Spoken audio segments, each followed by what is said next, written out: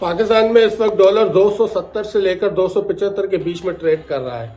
लेकिन क्या आपने सोचने की कोशिश की है कि पाकिस्तान में डॉलर ने इतनी बड़ी छलांग कैसे मारी और चंद दिन जैसे 2 से 3 दिन के अंदर डॉलर पाकिस्तान में 40 से 42 रुपए महंगा हुआ। आज की इस वीडियो में यही जानने की कोशिश करते हैं कि अगर डॉलर का रेट पाकिस्तान में बढ़ा तो इसने 2 से 3 दिन के अंदर ही इतना बड़ा जंप कैसे मार लिया। अस्सलाम वालेकुम, मेरा नाम है अली तन इस्माइल और ये है इकोनॉमिक का fundamental supply and demand. Supply and demand वो फंडामेंटल है जिसके जरिए इस दुनिया की तमाम अशिया, चाहे वो डॉलर हो, चाहे वो खाने पीने की अशिया हो, चाहे वो फार्मास्यूटिकल अशिया हो, इन सब का कीमत का तयन होता है। डिमांड एंड सप्लाई के अकॉर्डिंग जिस चीज़ की डिमांड बढ़ती है उस चीज़ की प्राइस भी बढ़ती है।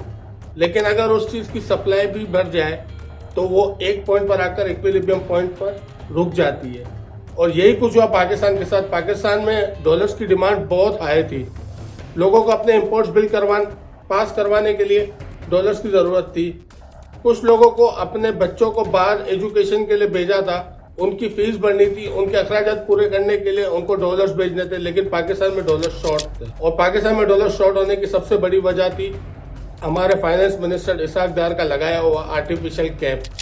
जब डॉलर की डिमांड ऊपर जा रही थी तो उस हिसाब से डॉलर की प्राइस को भी ऊपर जाना चाहिए था।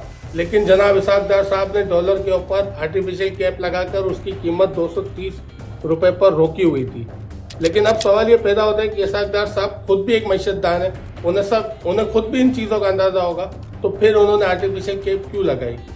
इसकी एक जो बुनियादी वजह है ना, वो ये है कि किसी भी मुल्क का मईशत और उसकी परफॉर्मेंस को चेक करने का तयन उस मुल्क के डॉलर रेट से किया जाता है। इसाक डार साहब की शायद ये सोच हो सकती है कि उन्होंने ये सोचा हो कि अगर डॉलर का रेट एक जगह पर स्टेबल होगा तो हमारी इकोनॉमी को अच्छा कंसिडर किया जाएगा। लेकिन इस चीज़ का तयन सही तरीके से, प्रॉपर तरीके से होता है।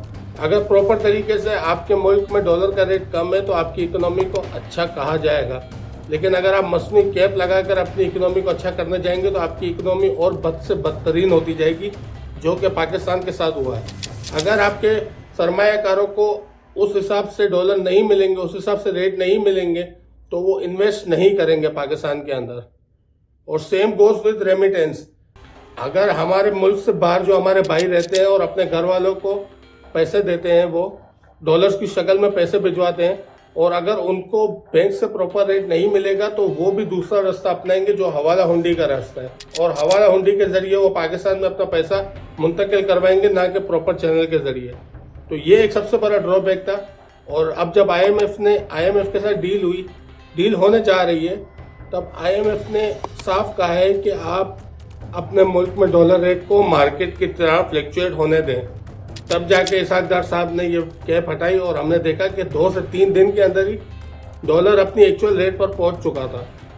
लेकिन ये कैप हटाने से पहले भी ओपन मार्केट में और हर जगह डॉलर का रेट 260-265 के दरमियान ही ट्रेड कर रहा था।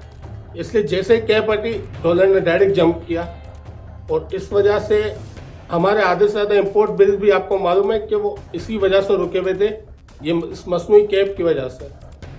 जब कमर्शियल बैंक वालों के पास कोई डॉक्यूमेंट लेने के लिए जा रहा था, कोई भी पार्टी अपना माल निकलवाने के लिए जब कमर्शियल बैंक्स के पास जा रहे थे तो वो मना कर रहे थे, वो इनकार कर रहे थे, क्योंकि कमर्शियल बैंक्स प्राइवेट इदारे हैं, वो अपना नुकसान नहीं करेंगे। उनको जब तक डॉलर का प्रॉपर रेट नहीं मिलेगा वो अपना नुकसान नहीं करेंगे। और आप खुद देख लें, आपने ये चीज़ महसूस भी की होगी कि जैसे ही इसाक डार साहब ने ये कैप हटाया है, मुल्क में आहिस्ते आहिस्ते काम की रवानी शुरू हो गई है। जी बिल्कुल, इससे इन्फ्लेशन बहुत ज़्यादा आएगा हमारे मुल्क में, लेकिन कम से कम हमारे मुल्क में कारोबार चलता रहेगा तो कुछ ना कुछ गुजर बसर लोगों का शायद हो सकेगा। अब तक के लिए इतना ही। मिलते हैं अगली वीडियो में। अपना ख्याल रखिएगा और दुआओं में याद रखिएगा। अल्लाह हाफिज़।